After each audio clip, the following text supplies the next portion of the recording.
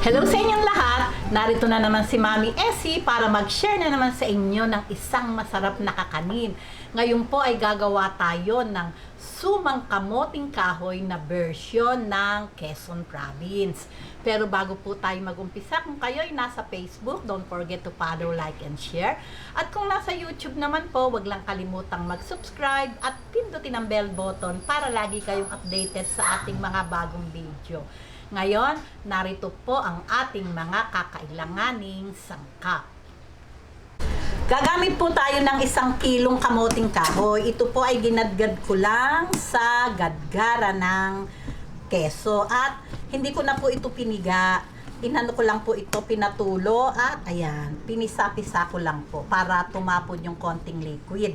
Gagamit din po tayo ng light brown sugar.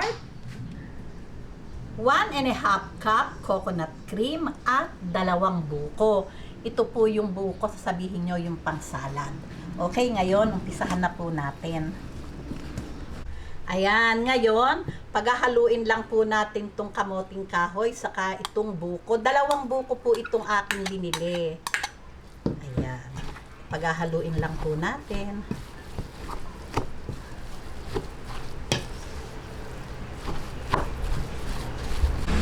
Okay, pagka po ganitong mix na yung buko at saka yung ating kamoting kahoy, itatabi po muna natin to at magluluto po ako o magkakaramelize ng, siyempre, ng sugar. Okay, usahan na po natin. Okay, ngayon, magkakaramelize tayo ng 1 cup na sugar. Ayan. Ika-caramelize lang po natin to. Pag po nag-caramelize na to at talagang tunaw na, at saka natin ilalagay yung 1½ cup na coconut cream. Yan, hintayin lang po natin mag-caramelize. Ayan, pagka po ganitong tunaw na po yung ating sugar, ilalagay na po natin tong 1½ cup na coconut cream. Ayan. Siyempre po, magbubuo-buo po ulit yan, pero matutunaw din po yan. Haluin lang po natin ang haluin. Ayan.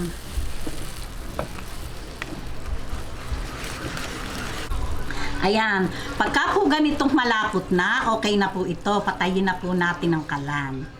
Ayan. Okay, ngayon, ibuhos po natin dahan-dahan. Ayan. Konti muna po para ma-mix natin lahat. Ayan. Para po gumanda yung kulay ng ating suman.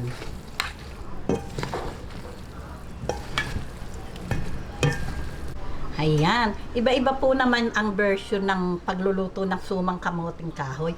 Pero ito po ay para talagang masarap. Kasi amoy na amoy pa lang itong suma ng kamoting kahoy ng Quezon, mukha po naman talagang masarap. Ayan. I-mix lang po natin mabuti hanggang magpantay-pantay. Ayan. Ngayon, lahatin na po natin itong ating kinaramelize na sugar at gata.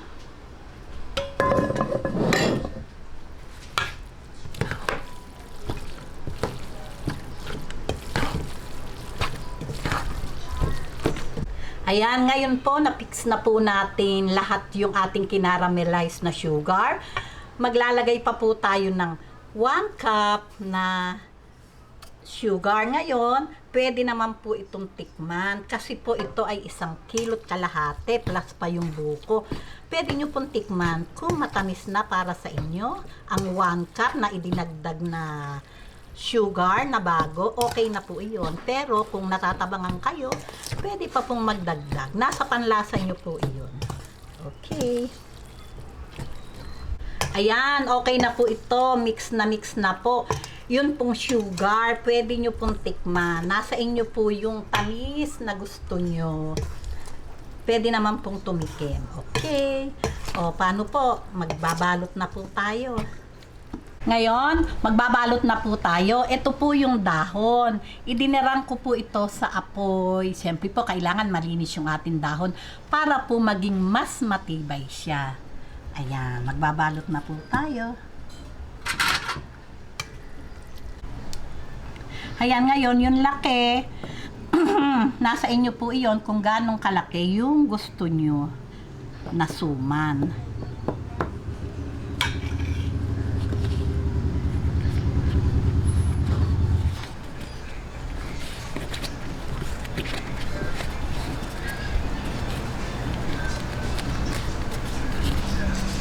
Ayan, ganyan lang po yung ating pagbabalot. Ayan, tapusin lang po natin yung ating pagbabalot at syempre po nagpapakulo na din po tayo ng tubig sa ating steamer. Okay, magbabalik po tayo pag isasalang na natin.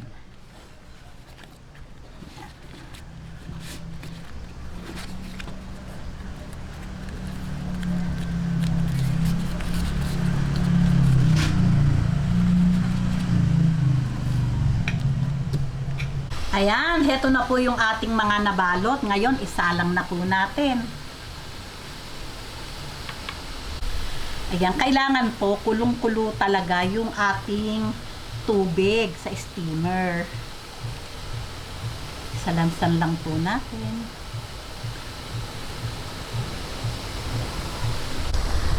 Okay, ngayon, heto na po. I-steam na po natin to sa medium to high heat yung ating apoy at i-steam po natin to ng 1 oras. Ayan. Ayan, ganyan lang po. O paano po? Magbabalik po ako pagkaraan ng 1 oras. Ayan, pagkaraan ng 1 oras, luto na po ang ating masarap na sumang kamoting kahoy. Talaga naman pong amoy pa lang, talagang katakam-takam na po talaga. Napakabango. Ayan. Atin na pong hanguin.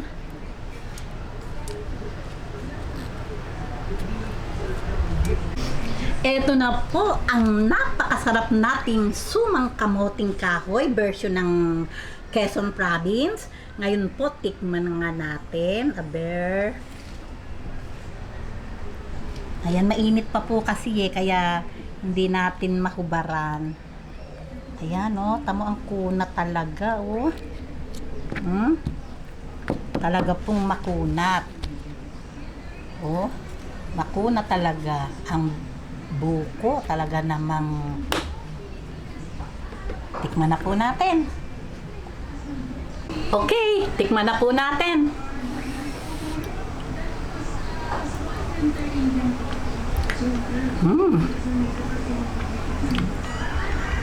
Talaga pong masarap. Yung pong tamis, ayos na ayos lang po. Ayos na ayos lang po yung inilagay nating sugar. Talaga pong malinamnam. Mas may kakaiba pong lasa yung ginawa nating pagkakaramelize ng sugar at saka nung gata. Talaga pong yummy. Gawin nyo na po ito at talaga naman pong maiibigan. Meron na kayong isang masarap na merienda. O di po ba? Ang dami-daming lumabas, ang dami-daming nagawa at magsasawa po kayo. Okay? Kung nagustuhan nyo ang video na to, huwag lang kalimutang mag-likes and don't forget to share and subscribe. Baboos!